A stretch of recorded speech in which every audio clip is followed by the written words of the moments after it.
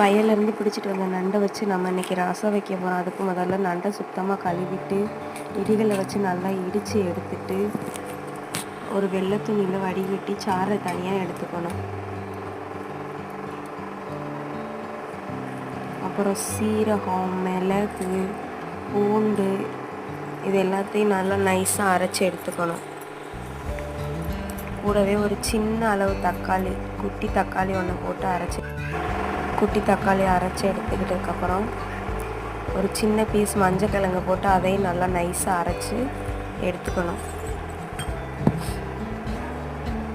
அதுக்கப்புறம் அடுப்பில் சட்டியை வச்சு நல்லெண்ணெய் ஊற்றி கருவேப்பிலை போட்டு அரைச்சி வச்ச எல்லாத்தையும் போட்டு வதக்கிட்டு இடித்து வச்ச நண்டு சாறை ஊற்றி உப்பு போட்டு கொதிக்க விட்டு இறக்குனா நண்டு சூப்பு ரெடி, நண்டு ரசம் ரெடி.